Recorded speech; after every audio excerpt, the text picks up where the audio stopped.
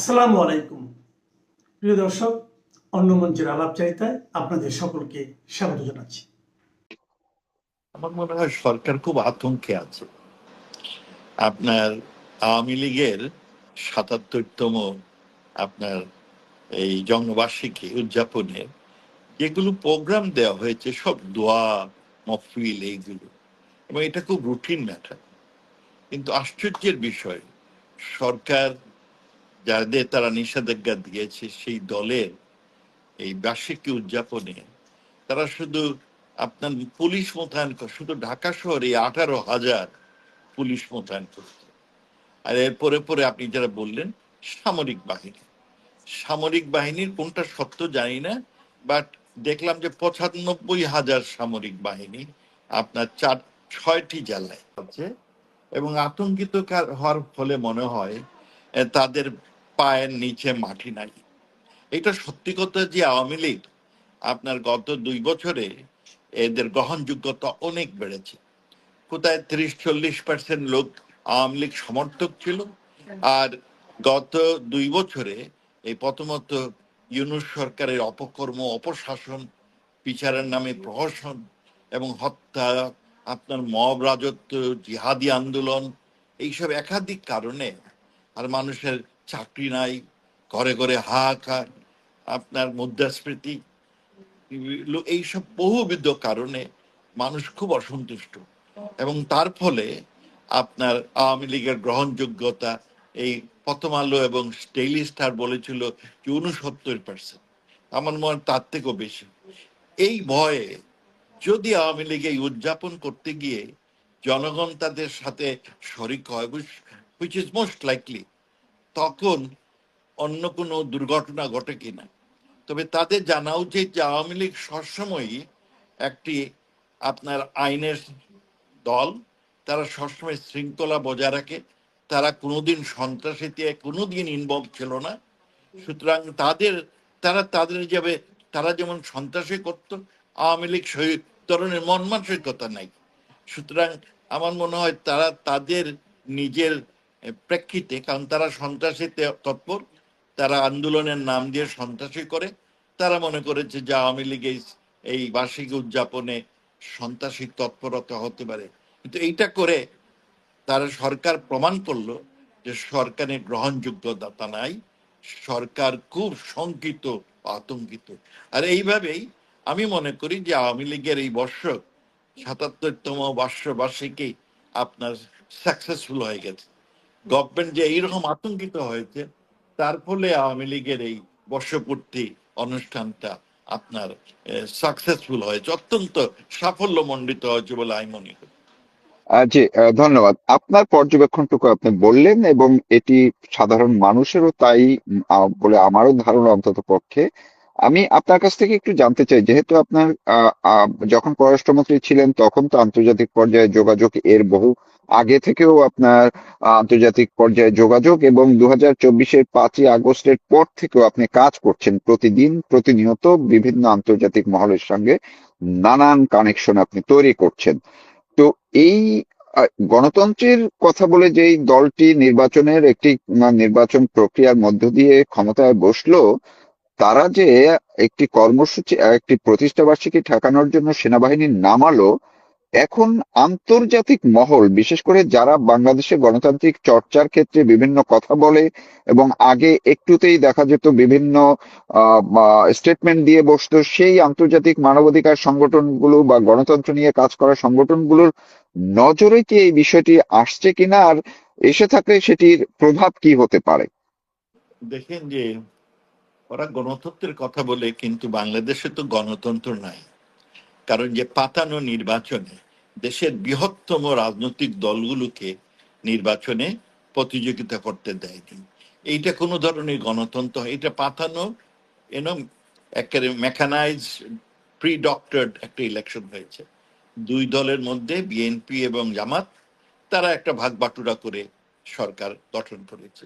এইটাকে কোনোভাবে গণতন্ত্র বলা যাবে না, কোনো সংজ্ঞাতেই এটাকে গণতন্ত্র বলা হয়। তারা যতই বাহাদুরি করুক, কিন্তু এটা গণতান্ত্রিক সরকার না। আর আপনার ভোটের সময় ভোটও খুব কম পড়েছে, তারা এটাকে হাইজ্যাক করে অনেক বড় করে দেখানোর চেষ্টা করেছে।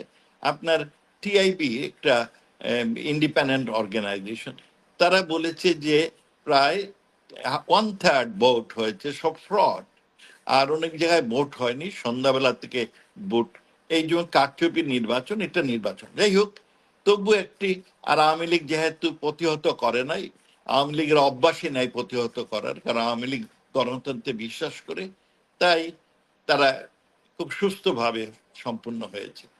কিন্তু মজার ব্যাপার হলো যে সরকার ঠিকই জানে তাদের পায়ের তলায় মাটি নাই, তার ফলে তারা করেছে কি, এই সামরিক বাহিনীর উপরে ভর করে তাদের শাসন পরিচালনা করছে। এই যে সামরিক বাহিনীকে নিয়ে আসলো, এতে তাদের একটা বদনাম। আমার ধারণা যে এই অল্প দিনের মধ্যেই 100 দিন পূরণ হয়েছে, হয় নাই, তার মধ্যে তারা হয়েছে। এই সামরিক বাহিনীর সহায়তা নিল। ইন দি প্রসেস তারা হয়তো সামরিক সরকার গঠনের জন্য ওদের উৎসাহ দিচ্ছে। সামরিক বাহিনীরা আগামীতে হয়তো আরো এন্টাইসড হবে, যে তাদের যখন তারাই সরকার চালাচ্ছে, সুতরাং why not, they should be in the driving seat. আমি সেই প্রতীক্ষায় আছি, খুব বেশি দিন হবে না।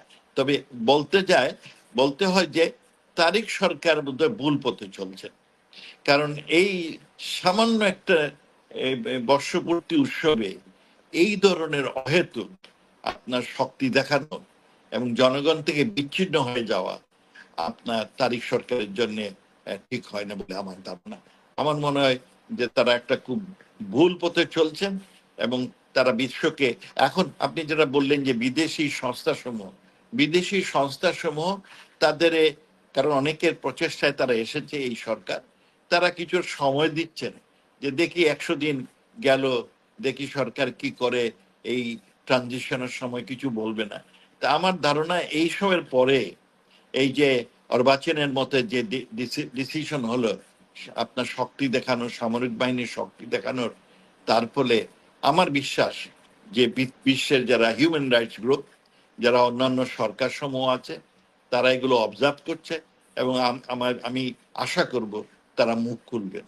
তারা এতদিন তারা বলতেন যে সরকার জাস্ট আসলো, এই সময় আপনারা এ নিয়ে কথা বলছেন কেন?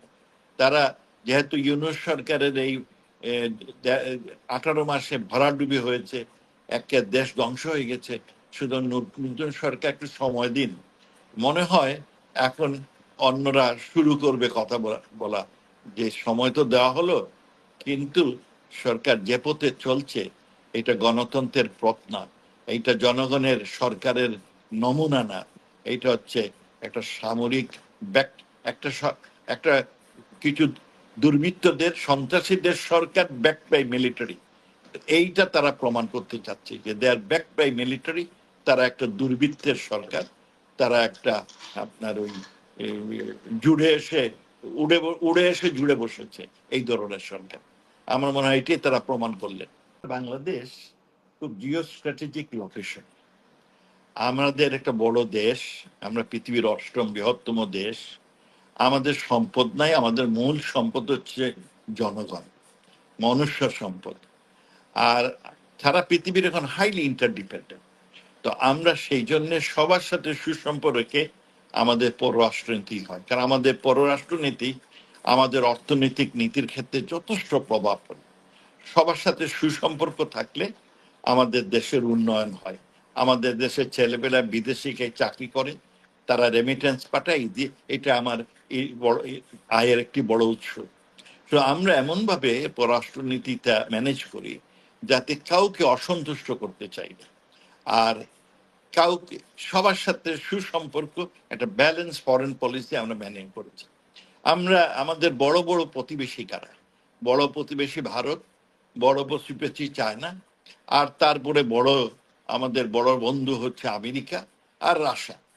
আগে যদি আমি যখন পররাষ্ট্রমন্ত্রী হলাম, আমি প্রথম আমার সফরটা করেছিলাম ভারতে, দ্বিতীয় সফরটা করি আমেরিকায়, তারপরে আমি যাই আপনার চায়না এবং রাশিয়াতে। এইটা একটা হিসাব করে গিয়েছি। হ্যাঁ, আপনার কিন্তু এই সরকার প্রথম গেলেন মালয়েশিয়াতে গিয়ে খুব একটা সুবিধা করতে পেরেছেন বলে মনে হয় না। তিনাদের বক্তব্য বলেছেন, আর মালয়েশিয়া শুধু ওনাদের বলেছে হ্যাঁ আমরা শুনেছি ওনাদের বক্তব্য। কিছু যে অর্জন হয়েছে আজ অনেকদিন ধরেই, এই ইউনূস সরকার আসার পর থেকেই আপনার মালয়েশিয়ায় আমাদের লোক পাঠানো বন্ধ হয়ে গেছে। It's a big market for us.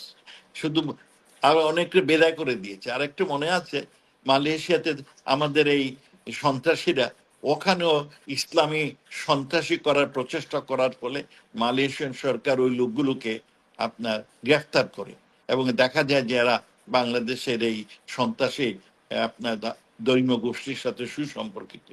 তার ফলে মালয়েশিয়া পুরোপুরি বন্ধ করে দিয়েছে। তো উনি গেলেন, আশা করেছিলাম যে উনার যাওয়ার প্রেক্ষিতে হয়তো মালয়েশিয়া দরজা খুলে দিবে, কিন্তু যত কিছু মনে হচ্ছে হাবভাবে অর্জন কিছুই হয়নি।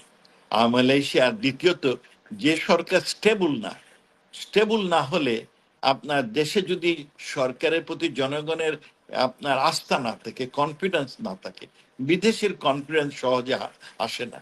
সুতরাং মনে হয় মালয়েশিয়া ইভ্যালুয়েটিং দেম যে তারা এই সরকার কি সত্যিকারের স্টেবিলিটি আনতে পারবে, তাহলে তারা হয়তো তার দরজা খুলে দেবে, কারণ তাদের নিড, আমাদের লেবার তাদের খুবই প্রয়োজন।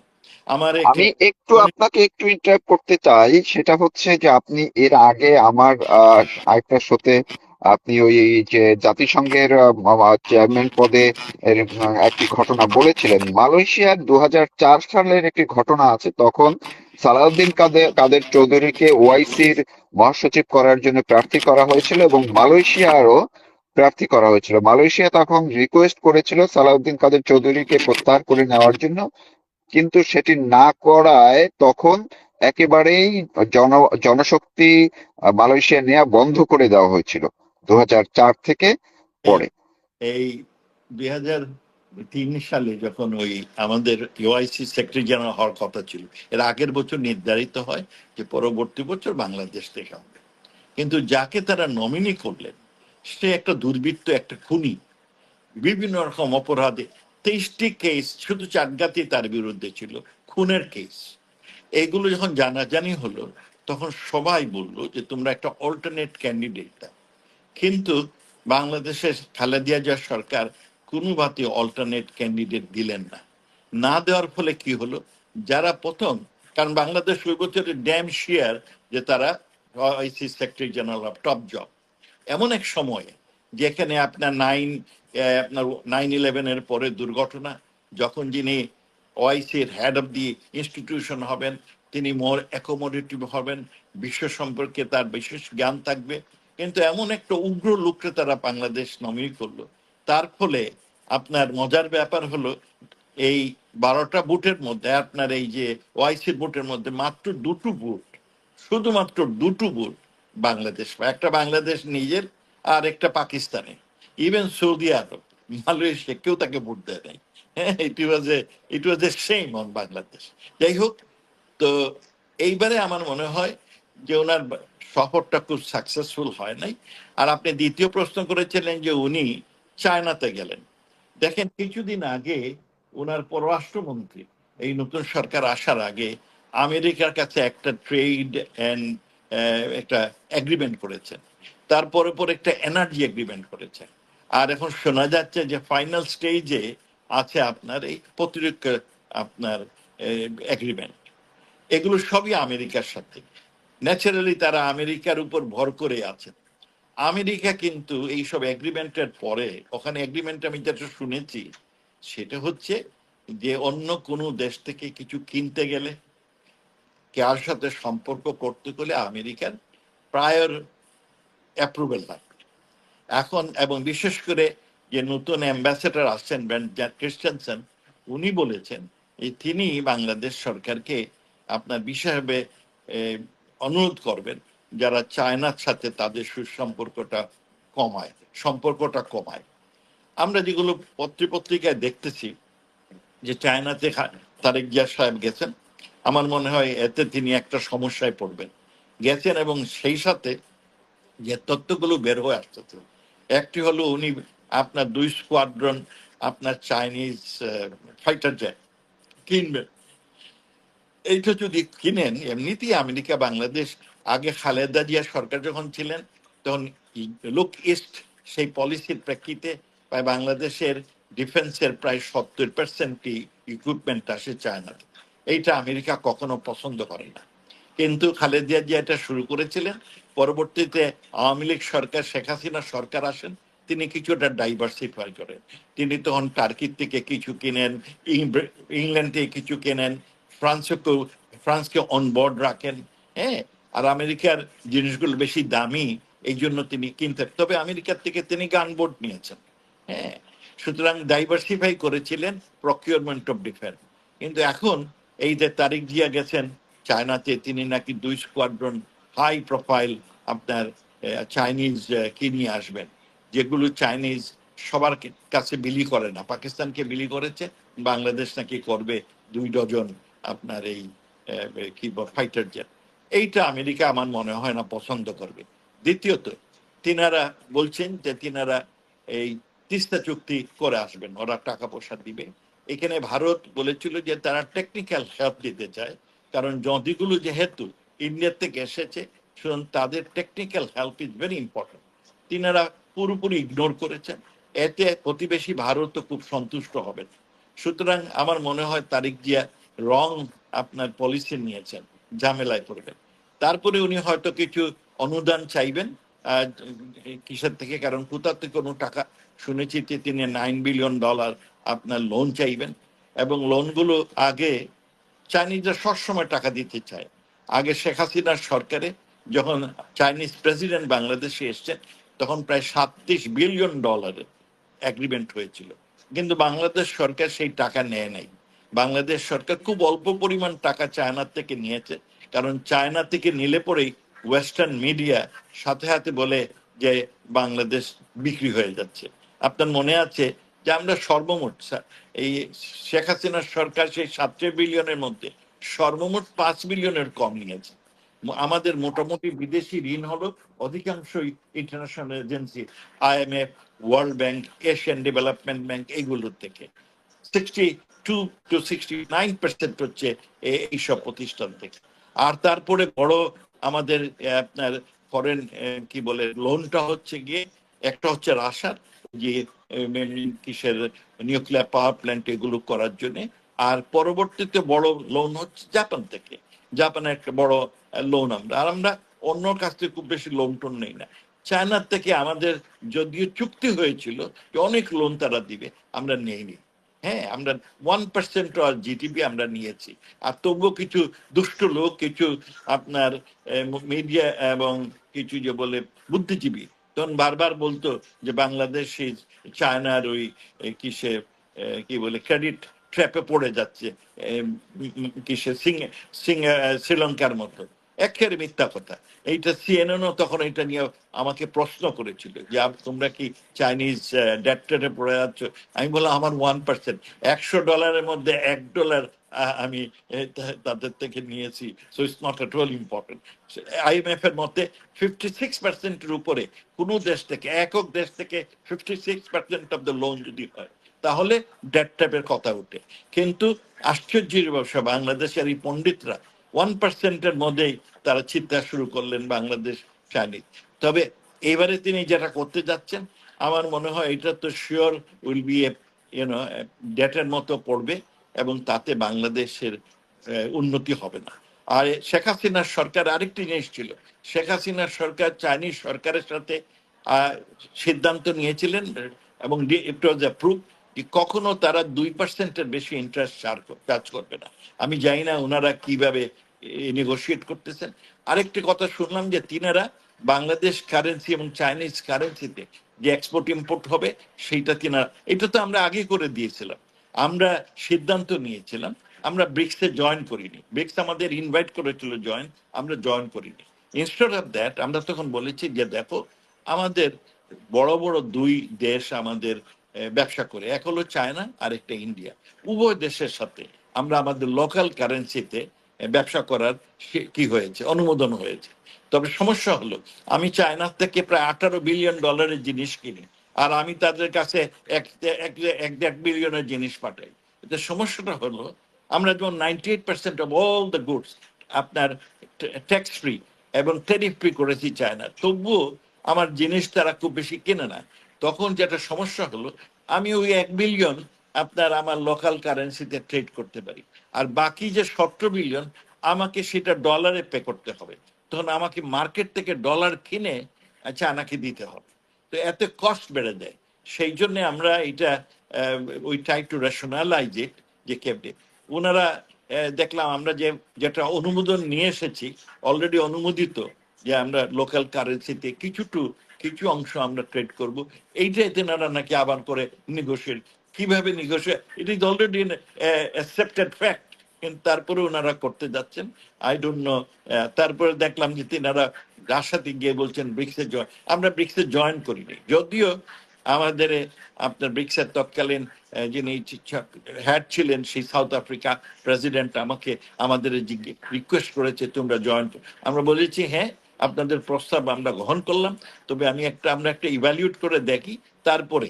কারণ ওই বছরে 7 জন নতুন ব্রিক্সে নেওয়া হয়, এবং সেইগুলো যাদের নেওয়া হয় এর মধ্যে হচ্ছে ইরান, এর মধ্যে হচ্ছে ভেনিজুয়েলা। এইসব দেখে আমরা বিভিন্ন স্ট্র্যাটেজিক কারণে আমরা বললাম যে আমরা এটা মোর ইভ্যালুয়েট করি, তারপরে আমরা আমাদের ওপিনিয়নটা জানাবো। যাই হোক, তা আমার মনে হয় তারিক জিয়ার এই চাইনিজ সফরটা আর এই মালয়েশিয়ান সফরটা, এই দুটোই হয়তো ঠিক হয় নাই। যারা পররাষ্ট্র মন্ত্রণালয়ে ছিলেন তাদের হয়তো অ্যাডভাইস খুব ভালো হয় নাই।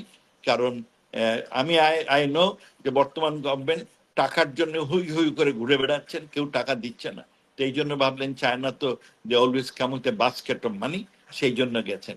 কিন্তু অন্যবিধ জিনিসগুলো চিন্তা করা উচিত, কারণ ওনারা যে খত দিয়েছেন আমেরিকার সাথে, এরপরে চায়নার থেকে যদি এই জিনিসপত্র কেনেন, আমেরিকা এটা কিভাবে দেখবে?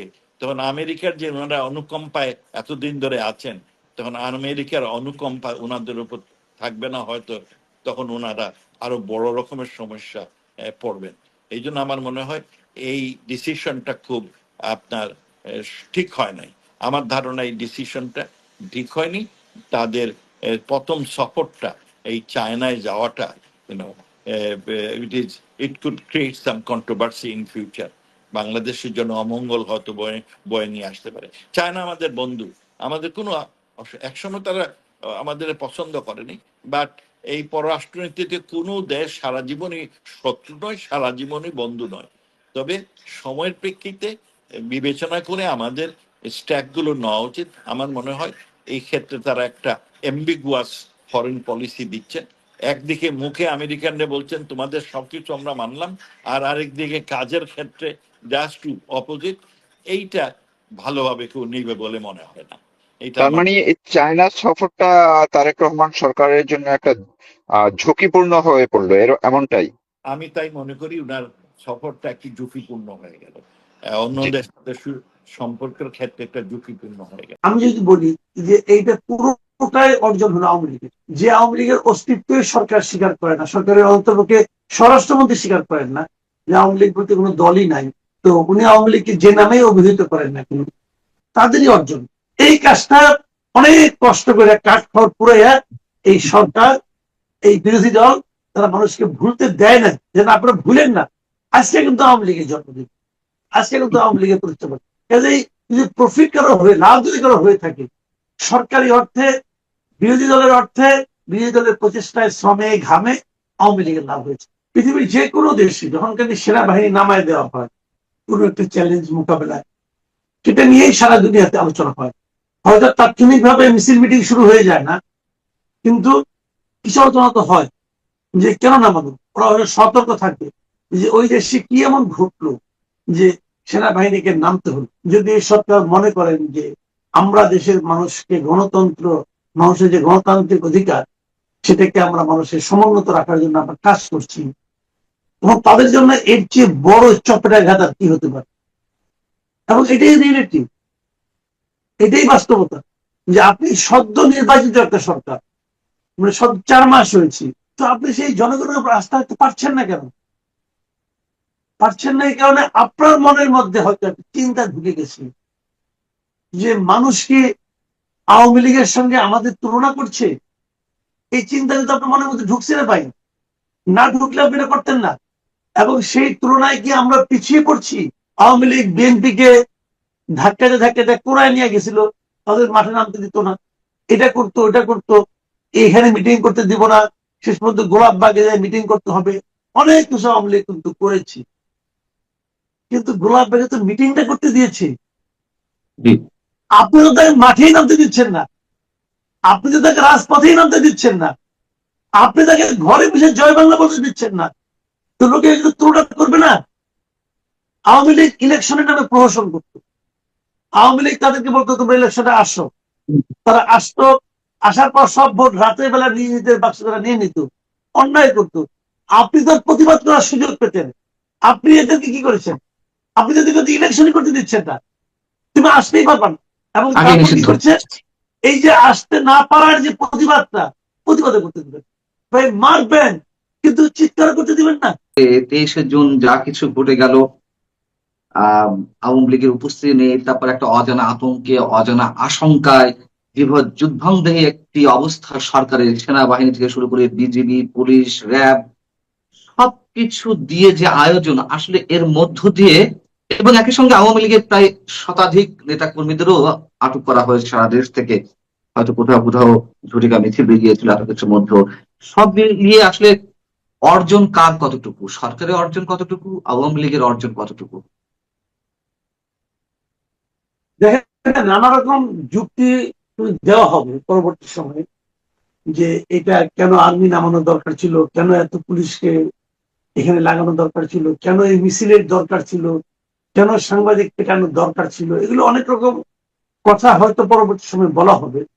কিন্তু এন্ড অফ দ্য ডে আমি যদি বলি যে এইটা পুরোটাই অর্জন হলো আওয়ামী লীগের, যে আওয়ামী লীগের অস্তিত্বই সরকার স্বীকার করে না, সরকারের অন্তর্পক্ষে স্বরাষ্ট্রমন্ত্রী স্বীকার করেন না যে আওয়ামী লীগ বলতে কোনো দলই নাই, তো উনি আওয়ামী লীগকে যে নামেই অভিহিত করেন না কেন, তাদেরই অর্জন। 23শে জুন আওয়ামী লীগের প্রতিষ্ঠা বার্ষিকী, লোকে আওয়ামী লীগকে চিনে, এতে কোনো সন্দেহ নেই। কিন্তু আওয়ামী লীগের প্রতিষ্ঠা বার্ষিকী 23শে জুন, সেটা 77তম, এটা বাংলাদেশের অনেক লোকই কিন্তু সেভাবে মনে রাখতো না, জানতো না। এত বছরের দল, তারপরে অনেকে জানতো না। কিন্তু আমি যেমন আমার নিজের অনেক সময় হয়তো ফ্যামিলির অনেকে গুরুত্বপূর্ণ ব্যক্তিদের জন্মদিন মনে রাখি না, আমার নিজের জন্মদিনে কিন্তু অনেক সময় নিঃশব্দে পার হয়ে যায়, আমাকে হঠাৎ করে সবাই সারপ্রাইজ দেয় যে আজকে তোমার জন্মদিন, তুমি ভুলে গেছো কেন। এরকম ঘটনা মানুষের জীবনে হয়। মানুষের জীবনে যখন এরকম ক্রাইসিস আসে, জীবনযাপনের নানা রকম জটিলতা আসে, সংসারে চালাইতে কষ্ট হয়, বাজার দর নিয়ে ক্লান্ত হয়, তখন মানুষের মনে নানা ধরনের কিন্তু ক্রাইসিস আসে এবং অনেক কিছু তারা ভুলে যায়। কিন্তু এবার বাংলাদেশের মানুষকে মনে রাখতে হয়েছে যে 23শে জুন আওয়ামী লীগের প্রতিষ্ঠা বার্ষিকী। এই কাজটা অনেক কষ্ট করে কাঠ খড় পুড়াইয়া এই সরকার, এই বিরোধী দল, তারা মানুষকে ভুলতে দেয় না, যেন আপনারা ভুলেন না আজকে কিন্তু আওয়ামী লীগের জন্মদিন, আজকে কিন্তু আওয়ামী লীগের প্রতিষ্ঠা বার্ষিকী। কাজেই যদি প্রফিট কারো হয়ে, লাভ যদি কারো হয়ে থাকে, সরকারি অর্থে, বিরোধী দলের অর্থে, বিরোধী দলের প্রচেষ্টায়, শ্রমে, ঘামে আওয়ামী লীগের লাভ হয়েছে। আর সরকারের জায়গাটা আপনি কিভাবে মূল্যায়ন করবেন? মানে যে অনেক বলছে মশা মারতে কামান দাগানো, বা আপনি যে বলেন যেখানে আওয়ামী লীগের অস্তিত্ব নেই তারাই বলছে সেখানে আবার এত আয়োজন। শুধু আমরা বুঝতে পারছি এটি রাজনৈতিক জায়গা থেকে, হয়তো একটা আতঙ্কের জায়গা থেকে তারা এটি করেছে, কিন্তু অর্জন না হোক, তাদের বিসর্জনে কোনো জায়গা আছে কিনা? মানে বহির্বিশ্বে এক ধরনের খারাপ মেসেজ যাওয়া, বাংলাদেশে আইন শৃঙ্খলা রক্ষার জন্য এখনো ডক্টর ইউনূস যাওয়ার পরে 4 মাস পরেও সেনাবাহিনীকে কাজে লাগাতে হচ্ছে, অন্যান্য সব সংস্থা ফেল করেছে নিঃসন্দেহে, নইলে কেন সেনাবাহিনী নামানো হবে, এই ধরনের কোনো মেসেজ যাওয়ার ঝুঁকি আছে কিনা? ঝুঁকি তো অবশ্যই আছে। পৃথিবীর যে কোনো দেশে যখন কিন্তু সেনাবাহিনী নামায় দেওয়া হয় কোনো একটা চ্যালেঞ্জ মোকাবেলায়, সেটা নিয়েই সারা দুনিয়াতে আলোচনা হয়।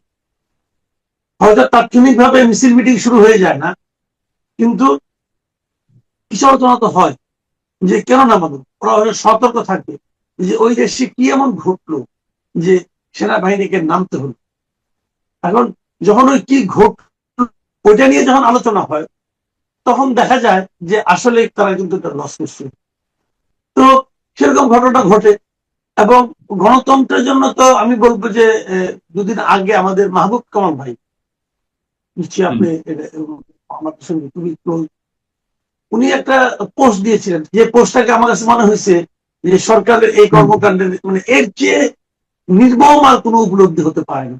উনি কি লিখেছিলেন নিশ্চয় আপনার মনে আছে, যে নির্বাচিত সরকার যখন সেনাবাহিনীকে মাঠে নামায়, গণতন্ত্র তখন নিজের সতীত্ব নিয়ে চিন্তিত হয়ে পড়ে।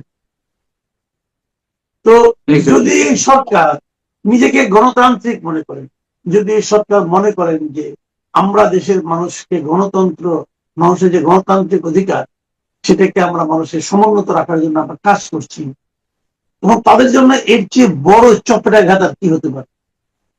এবং এটাই রিয়েলিটি, এটাই বাস্তবতা, যে আপনি সদ্য নির্বাচিত একটা সরকার, মানে 4 মাস হয়েছে, তো আপনি তো জনগণের বলে বলিয়ান হবেন। আপনি যা কিছু করবেন জনগণ আপনার সঙ্গে থাকবে।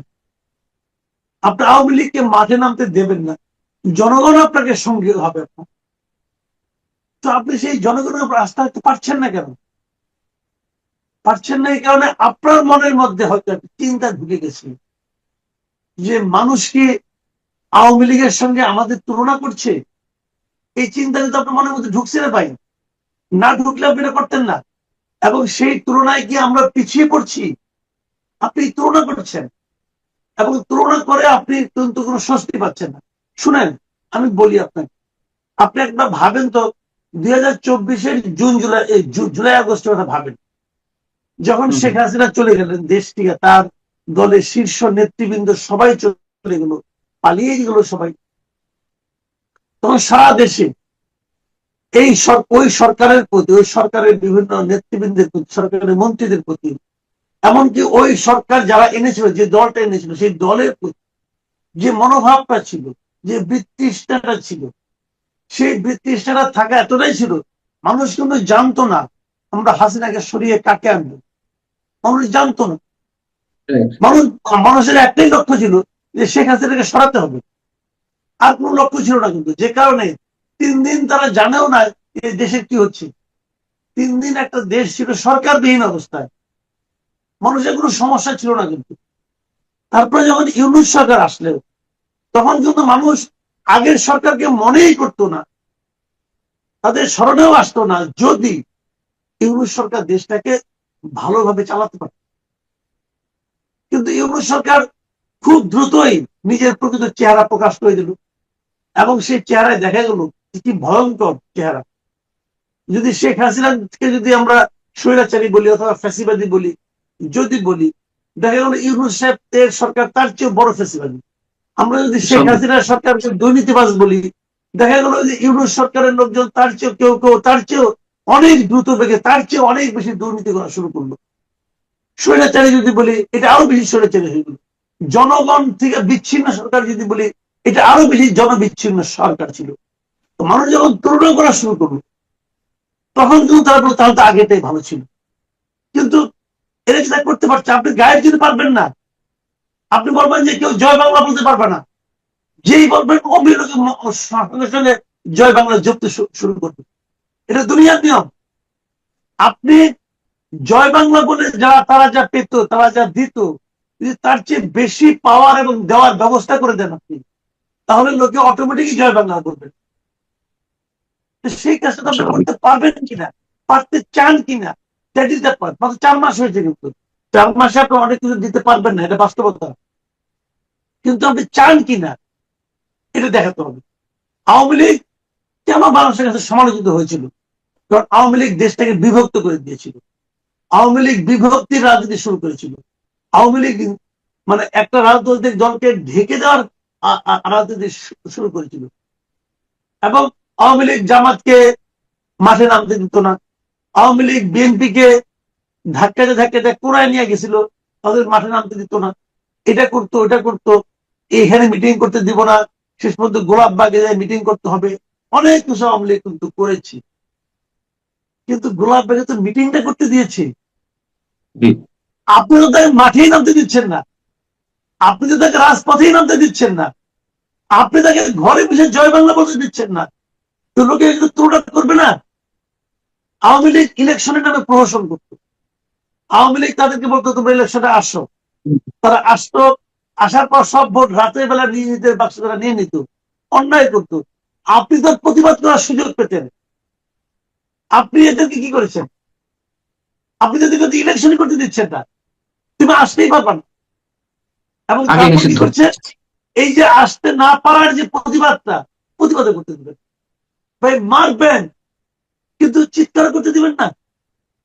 তো মানুষ এটা চিন্তা করবে না, মানুষ এটা তুলনা করবে না, মানুষ তুলনা করবে। দেখেন, আওয়ামী লীগ নিষিদ্ধ করাতে লাভ হচ্ছে জামাত এবং এনসিপির, আর কারো না। আমিও আওয়ামী তাই লীগ মনে করি। নিষিদ্ধ করাতে, আওয়ামী লীগকে মাঠে নামতে না দেওয়াতে লাভ হচ্ছে জামাত এবং এনসিপির, কিন্তু দায় যে চাপছে বিএনপির উপর। বিএনপির মাথায় এইটুকু বুদ্ধি আছে কিনা আমি জানি না, এটা বিএনপিকে চিন্তা করতে হবে। আওয়ামী লীগ নিষিদ্ধ হলে পরে আওয়ামী লীগ যদি রাজপথে নামতে না পারে, যেমন গত ইলেকশনে যে আওয়ামী লীগ ইলেকশনে থাকতো, তাও বিএনপি ক্ষমতায় আসতো, কিন্তু লস হতো কার?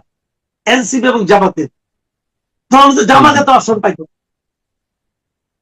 কিন্তু লাভ হয়েছে যে জামাত এবং এনসিপি দায় চাপছে কার উপর? বিএনপির উপর। এখন এই জিনিসটা বিএনপি কিভাবে বুঝে আমি জানি না, সমস্যা তারা ওটাই যে কেন আওয়ামী লীগের সময়, দেশ চালাচ্ছে তারা জানবে ভালো। আওয়ামী লীগের সময় যে আমরা যে কথাগুলো বলেছি সেইগুলো মানে আমরা তো সহজ সরল ভাবে বলেছি, হ্যাঁ, আমরা তো তাদের মতো বোদ্ধা নই, কিন্তু আমাদের কথার 10% যদি শুনতো নিশ্চয়ই আওয়ামী লীগকে এইভাবে সম্ভবত করুণ ভয় বিদায় নিতে হতো না। ঠিক এই সরকারের সময় নিশ্চয়ই এই কথাগুলো একসময় প্রযোজ্য হবে, তারা হয়তো বুঝবে। আমরা জানি না যে নিশ্চয়ই তারা এত বুঝে কি করে। যাই হোক, আপনি যেটা বলছেন যে আপনি যে তুলনাগুলো দিচ্ছেন একেবারে সহজ সরল অঙ্কের জায়গা থেকে, সেই জায়গা থেকে তো আমরা একটি বিষয় দেখলাম কালকে সাংবাদিক নির্যাতনের কথা বলছিলেন যে আওয়ামী লীগের সময় সুযোগ দেওয়া হয়েছে, শেষমেশ মিটিংটা করতে পেরেছে, অনেক হয়তো গ্রেপ্তার করেছে বা নাজেহাল করেছে, কিন্তু শুরু থেকেই তো এই কাজগুলো ঘটেনি যে 3 মাস 4 মাসের মাথায় আরেকটি দলের মাধ্যমে সাংবাদিকরা গড়ে পড়তায় আক্রমণের শিকার হচ্ছেন। সেখান থেকে আবার সেই দিক থেকে আবার সরকারের কোনো বক্তব্য নেই, সরকার নিশ্চুপ। আবার পুলিশ বলছে ওইখানে দাঁড়িয়ে, যখন তাদেরকে অ্যাকশনে যেতে বলা হচ্ছিল, পুলিশ বলছে যে আমাদের অনুমতি নেই, অনুমতি ছাড়া আমরা করতে পারবো না। এটিও বা কিসের সিমটম? আমরা যে ফ্যাসিবাদের কথা বলছি, যে স্বৈরাচারিত্বের কথা বলছি, এক নায়কত্বের কথা বলছি, এইটি কিসের সিমটম? হ্যাঁ, এই সাংবাদিকদের যে প্রভাব গ্রহণ, দেখেন ওই সাংবাদিক কিন্তু মারা যায়নি, খেয়াল করেন, সে মারা যায় নাই, তার একটা অঙ্গ হানি হয় নাই, উনি শারীরিক ভাবে একটু প্রহিত হয়েছেন, এবং এটাকে নির্দেশগুলো আপনি বলতে পারেন, তবে দেখলাম পরে কথাবার্তা বলতেছেন, সবই ঠিক আছে। এটাকে হয়তো তাৎক্ষণিক ভাবে এটাকে বড় কোনো ক্ষতি না, কিন্তু এটার যে একটা দীর্ঘমেয়াদী প্রতিক্রিয়া, এটার যে একটা দীর্ঘমেয়াদী প্রভাব, সেটা কিন্তু বিশাল।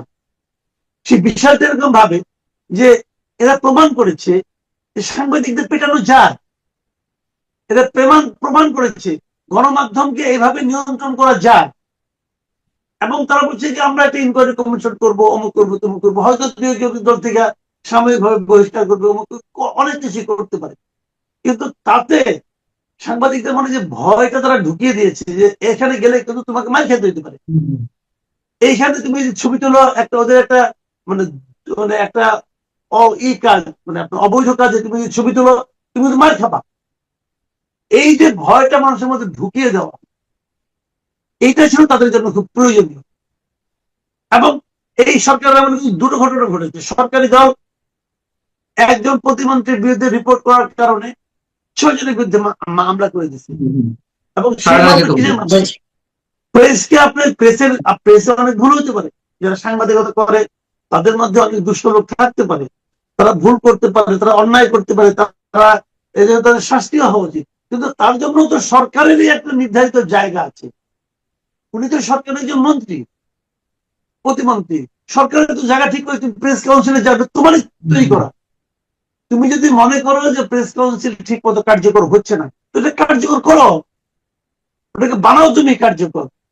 তা না করো, তুমি করলে যে তোমার এক চামচা, মানে তোমার মানহানি হয়েছে, টের পাইলে তোমার চামচা, তুমি টের পাও, সে চামচা টের পাইছে যে হুজুরের তো মানহানি হয়েছে, অতএব হুজুরের মান আমাকে তুলে ধরতে হবে। আর মান তুলে দেওয়ার মহান দায়িত্ব নিছে সে, নিয়ে আসে তারই স্বজাতি আরো 6 জনের বিরুদ্ধে মামলা রয়েছে, একজনকে গ্রেফতারও করেছে, মামলা হয়েছে বগুড়ায়, গ্রেফতার করেছে গাজীপুর থেকে। মানে কতটা তৎপর তারা, পুলিশকে আগ্রহ, পুলিশকে প্রেশার দিয়ে সেখানে পাঠানো হচ্ছে। এই যে কাজগুলো তারা করছে, করার পর সরকার যেন ভাব করতে পাবলিকের কাছে কি হয়েছে, মানুষ তো বুঝছে যে এই সরকার কিন্তু এখন প্রতিমন্ত্রীর বিরুদ্ধে কিছু লিখলে বলে মামলা হবা, তুমি জেল খাটবা। আর বিরোধী দল তারা বলছে যে ভাই অত মামলা মোকদ্দমায় নাই, ডাইরেক্ট অ্যাকশন, ডাইরেক্ট অ্যাকশন, তোমার অফিস পর্যন্ত যাওয়া লাগবে না, এইখানেই মাইক আমার দিতেছে। এখন সাংবাদিকদের বুঝতে হবে যে আপনি বিরোধী দলের কাছে কতটুকু নিরাপদ, আপনি সরকারি দলের কাছে কতটুকু নিরাপদ। আর আমাদের দেশ তো, আমাদের জীবন, আমার আপনার জীবন যৌবন যা যৌবন তো নাই, এখন তো প্রবৃত্তি করছি, বৃদ্ধি হয়ে গেছি। আমাদের জীবন, আমাদের সন্তানদের জীবন যৌবন সবকিছু তো আমরা এই সরকারি দল এবং বিরোধী দলের হাতে উঠাই দিয়েছি। কারণ আমাদের তো উঠাই যাওয়ার জন্য আর কোনো লোক ছিল না, তাদেরকে দিচ্ছি উঠে ইলেকশনে। এখন ওনারা সিদ্ধান্ত দিচ্ছেন আমাদের কোথায় মারবেন, মানে আমাদের পিঠে মারবেন নাকি বুকে মারবেন নাকি পায়ে মারবেন। তো মাইল আপনি খাবেন ভাই, মাইল খাওয়ার জন্য প্রিপারেশন নেন। আপনারও তো মাইল খেয়ে অভ্যাস আছে, কোনো সমস্যা নাই। আমি তো আতঙ্কে আছি, বয়স্ক মানুষ তো আতঙ্কে আছি। না, অনেকে মন্তব্য যে নেক্সট টার্গেট আপনি এবং সাংবাদিক এম এ আজিজ বা আব্দুল তুষার, এদের কেউ কেউ হয়তো টার্গেটেড অলরেডি হয়ে আছেন। দোয়া করি সে পর্যন্ত যেতে না হয়। আমি এই সাংবাদিকদের প্রসঙ্গে যখন কথা বলা হচ্ছে, আমি আরেকটা বিষয় আপনার সম্বন্ধে জানতে, যদিও এইগুলো অনেক পুরনো প্রশ্ন, আমরা নিজেরাই আলোচনা করে থাকি। এই যে সাংবাদিকদের উপর আক্রমণ, সাংবাদিকদের পেটানো যায়, সাংবাদিকদের পেটালে কিছু হয় না, গণমাধ্যম দখল করা যায়, এইগুলো তো পথ খুলিয়ে দিয়েছে আমাদেরই সাংবাদিকদের একটি অংশ। আপনি দেখুন যে এই যে সাংবাদিকরা প্রভাবিত হলেন, আক্রমণের শিকার হলেন, এখন যারা সরকারপন্থী সাংবাদিক, এখন তো সরকারপন্থী আর আওয়ামী পন্থী, বিএনপি পন্থী এই ধরনের ভাগ হয়ে গেছে। আগে যেমন আওয়ামী পন্থী সাংবাদিকরা কিছু বলতো না, সাধারণ সাংবাদিকরা আক্রান্ত হলে, গণমাধ্যম হুমকি মুখে পড়লে, ঠিক এখন এসে বিএনপি পন্থী, জামাতপন্থী সাংবাদিকরা বা যাদের হাতে যে সাংবাদিকদের ক্লাব বা বিভিন্ন সংগঠন এখন কুকিগত, তারা কিন্তু কিছু বলছে না। এই ধারা অব্যাহত থাকবে নাকি আরো বাড়বে? শুনেন আমি বলি আপনাকে যে চরিত্র খুব সহজে চেঞ্জ হয় না। আপনি আওয়ামী পন্থী বিএনপি পন্থী এভাবে করেন না। আপনি বলেন এদের চরিত্র হলো মানুষের পা চাকা, এদের চরিত্র হলো পা চাকা। আওয়ামী লীগের যে সাংবাদিকগুলি ছিল তাদের যদি বিএনপি আজকে বলে যে তোমরা আসো, তোমাদের জিহ্বার স্পর্শ আমাদের পায়ে আমরা নিতে রাজি আছি, আপনি দেখবেন যারা আওয়ামী সাংবাদিক হিসেবে পরিচিত ছিল সবাই দৌড়ে যাবে। এরা কিন্তু কার পা চাকতে সেটা ইম্পর্টেন্ট না, এদের ইম্পর্টেন্ট হলো চাটার জন্য একটা পা পাইছে কিনা, একটা পা পাইলেই হবে। আজকে যারা বিএনপির পা চাটা অথবা সরকারি দলের পা চাটা, এরা তখন তো সুযোগের অভাবে সৎ ছিল, তাহলে তারা তো ওই কম্পিটিশনের মানে ধাক্কা দেখে ভিতরে ঢুকতে পারছিল না, চান্স পেলে ঢুকতো। এদের সবাইকে আমাদের চেনা হয়ে গেছে, এদেরকে আমরা চিনি না। এরা পা চাটতেছে না, আইসি নিয়ে কি করছে, দায়িত্বে আসা এর দায়ী করো, অনেক দায়ী করো, অনেক দৌড়াও, অনেক মারো।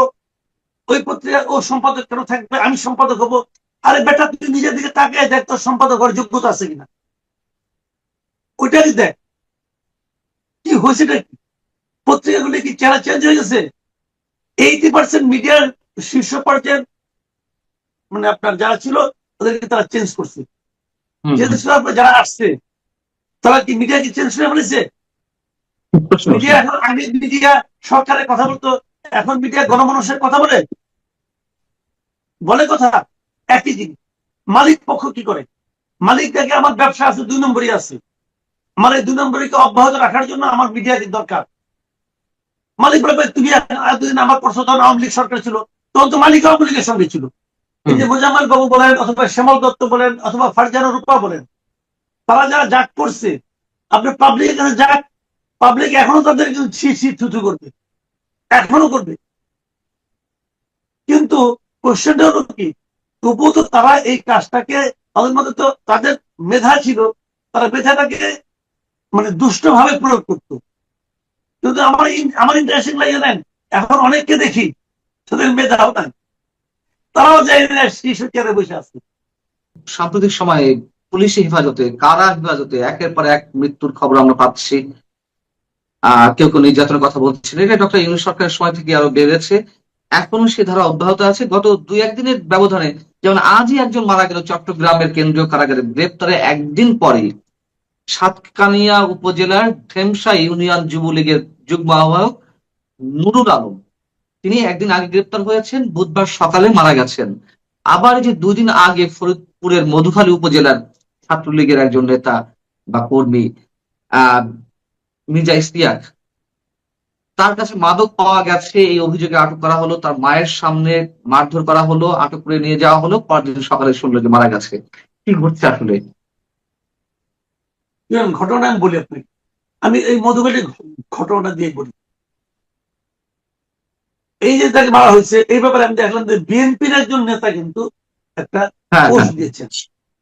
জি। আমার কাছে খুব ভালো লাগছে বিএনপি নেতাদের বক্তব্যটা। আমি একটা এই সদস্য ছেলেটা ছিল তো বিএনপি করবে না। উনি না। একটা কথা বলেছেন এখানে, একটা দারুণ কথা, যে পুলিশের চরিত্র কিন্তু চেঞ্জ হয় নাই। আওয়ামী লীগ আমলে এটাই হতো, এখনো হুম, এটাই হুম, হচ্ছে। কারণটা কি বলেন তো? আওয়ামী লীগ আমলে এটা হতো, আওয়ামী লীগ আমলে এই পুলিশ যে আইনে আওয়ামী বিরোধী যারা রাজনীতি করতো তাদেরকে টর্চার করতো, করতে করতে মেরে ফেলতো। আওয়ামী লীগ খুশি হতো, বলতো বাহ ভালো কাজ করতো, হুম, একটা শত্রু কমলো। ঠিক আছে, এখন যে পুলিশটাকে মারছে এই পুলিশের রিক্রুটমেন্ট কি বিএনপি আমল হয়েছে? এই পুলিশের রিক্রুটমেন্ট কি ইউনূস আমলে হয়েছে? এই পুলিশের রিক্রুটমেন্ট কিন্তু আওয়ামী লীগ আমলে হয়েছে। এটাই কিন্তু আওয়ামী লীগের আওয়ামী পুলিশ পুলিশ ছিল। এই পুলিশটাই আওয়ামী আমলে আওয়ামী লীগের খুব একদম গুরুত্বপূর্ণ পুলিশ ছিল। হুম। এখন সে আওয়ামী লীগের পোলাপানকে মাইরা, ছাত্রলীগের পোলাপানকে মাইরা বিএনপির কাছে গুরুত্বপূর্ণ হতে চাচ্ছে। বিএনপি কি বলতে চাচ্ছে যে আমি কিন্তু আসলে বিএনপি। তো তুমি যদি আসলে বিএনপি হও, তুমি এতদিন বিএনপি পিটাইছো কেন? এবং বিএনপি এই সরকার এটা বিশ্বাস করতেছে, হ্যাঁ তাই তো তুমি আসলে বিএনপি। তাহলে ঘটনাটা ওই জায়গাটা, ওই যে আগে বললাম না যে সাংবাদিকরা কিন্তু চান্স পাইলে পরে আগের আওয়ামী সাংবাদিকরা কিন্তু বিএনপি সাংবাদিক হয়ে যাবে, 2 মিনিট লাগবে না। হয়ে গেছে, এখানে ভুল পাল্টে ফেলেছে। এখানে কিন্তু আপনার ক্যারেক্টারটা আওয়ামী লীগ বিএনপির না রে ভাই। হুম, ক্যারেক্টারটা সুবিধা হলো হয়েছে। যে আমি অমানুষ হব, আমি বিবেক বর্জিত নীতিহীন একজন ব্যক্তিতে পরিণত হয়ে আছি, প্রকাশের সুযোগ চাই। আমি অলরেডি একজন বিবেক বর্জিত নীতিহীন মানুষে পরিণত হয়েছে, আমি নিজের ভেতর থেকে এই কাজটা অলরেডি করে ফেলাইছি ভাই। এখন আমাকে দয়া করে প্রকাশের সুযোগটা দেন। আপনি আপনি সরকার আছেন, আপনি আমাকে সুযোগ দিয়ে দেখেন আপনার জন্য আমি কি করি। এটা সমস্ত পেশায় হয়েছে। আজকে যারা সচিব ভাই, আজকে যে সমস্ত সচিবরা বিএনপির পারপাস সার্ভ করতেছে বলে দাবি করতেছে, এগুলো কি আগে পাবলিক ছিল? 2 বছর আগে তো 2 বছর আগে জয়েন্ট সেক্রেটারি ছিল। আওয়ামী লীগ আমলে একরকম জয়েন্ট সেক্রেটারি হয়েছে, আওয়ামী লীগের কথা না বলে হয়েছে? আপনি আমাকে বলেন না ভাই, পারছে? আওয়ামী লীগকে তো আমরা বলছি তারা সর্বক্ষেত্রে দলীয়করণ করছে। তো দলীয়করণ না হলে হলি কমকে, তাহলে সে তো বিএনপির লোক, সে আওয়ামী লীগের লোক। এখন আওয়ামী লীগের লোককে আপনি বিএনপি করে নিতেছেন, কারণ ও বলতেছে যে আমি তো আসলে আপনার লোক, আপনি বিশ্বাস করতেছেন।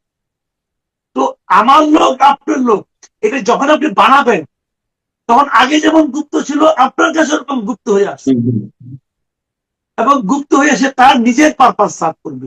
সে আপনার পারপাসও সার্ভ করবে না, আগের পারপাসও সার্ভ করবে না।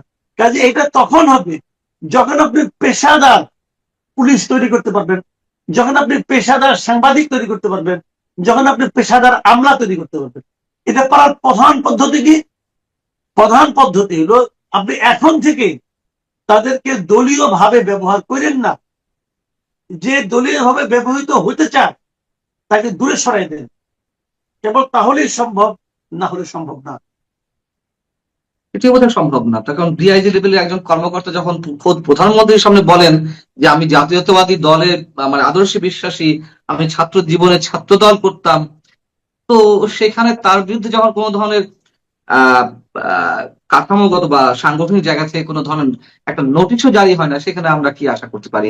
সম্মানিত দর্শক, মহা ধুমধামে আওয়ামী লীগের প্রতিষ্ঠা বার্ষিকী পালিত হলো 23শে জুন 2026 সনে। আমার রাজনৈতিক বোধ এবং বুদ্ধি হওয়ার পর থেকে এরকম সশস্ত্র, এরকম রাজকীয় এবং এরকম আড়ম্বরপূর্ণ কোনো রাজনৈতিক দলের প্রতিষ্ঠাবার্ষিকী আমার নজরে পড়েনি। বাংলাদেশে একটা কথা আছে, যার বিয়ে তার খবর নেই, পাড়া প্রতিবেশীর ঘুম নেই।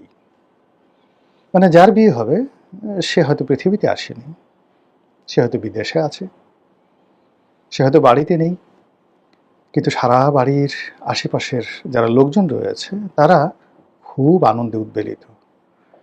কি বিয়ে, কেমন বিয়ে, পর কেমন, পাত্রী কেমন, পাত্র কেমন, খাওয়াবে কি, টেনশনে পুরো গ্রাম অস্থির।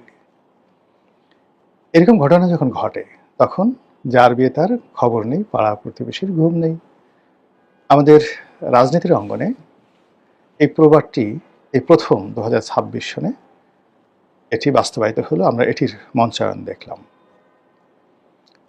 এবং এটি খুব সুকৌশলে শেখ হাসিনা এবং তার দল জামাতের উপরে, রাষ্ট্রের উপরে বিএনপির এমনভাবে চাপিয়ে দিল, আর বিএনপি এটাকে জামাতের উপর এমনভাবে চাপিয়ে দিল, যার ফলে বাংলাদেশের ইতিহাসে সবচেয়ে বড় একটি প্রহসনের নাটক হয়ে গেল রাজনীতির অঙ্গনে। আপনারা মাইকেল মধুসূদনের দত্তের যে বিখ্যাত প্রহসন নাটক বুড়ো শালিকের ঘাড়ে রো, একটু গুগলে দেখে নেবেন খুব সংক্ষেপে যে এটার কাহিনী কি, অথবা প্রহসন কাকে বলে। আমরা সাধারণত প্রহসন বলতে যেটিকে বুঝাই, এটা প্রতারণা নয়, খুব কৌশল করে বিনা পয়সায়, বিনা ওজরে আপনার কাঙ্ক্ষিত একটা জিনিস আপনি করে নিলেন, এটিকে বলা হয় প্রহসন। যেমন ধরুন কোনো কুলবধূ আপনার খুব পছন্দ, আপনি তাকে পটালেন, বাঁশি বাজালেন, অসময়ে বাঁশি বাজায় কেড়ে পরাণ আমার বাইরম বাইরম করে। বাঁশি বাজালেন, গৃহবধূ বের হয়ে এলো ঘর থেকে স্বামী সংসার ছেড়ে, আপনি পাট খেতে বসে আচ্ছা মতো আপনার কর্ম করে দিলেন। তারপর গৃহবধূকে বললেন যাও তুমি চলে যাও। গৃহবধূ না পারবে বলতে, না পারবে কোনো কিছু করতে, সে সোজা মাথা নিচু করে চলে যাবে। এইরকম যখন একটা ঘটনা ঘটে, আপনি মধু খেলেন কিন্তু কোনো দায় দায়িত্ব নিলেন না, এটিকে বলা হয় প্রহসন। এবং এই বাংলাদেশে যে প্রহসন কত মানে ঘটে তা বাংলাদেশের পল্লীগীতি গাইলেই বুঝতে পারবেন বা দেখলেই বুঝতে পারবেন। কয়েকটা গান বলি, যেমন এই যে অসময় বাঁশি বাজায় কেড়ে পরাণ আমার বাইরাম বাইরাম করে, অথবা পল্লীকবি জসীমউদ্দিনের সে বিখ্যাত গান আমায় এত রাতে ক্যানে ডাক দিলি প্রাণ কোকিলারে। এসব সবই প্রহসনমূলক অবস্থা, পরকীয়া এবং প্রহসন।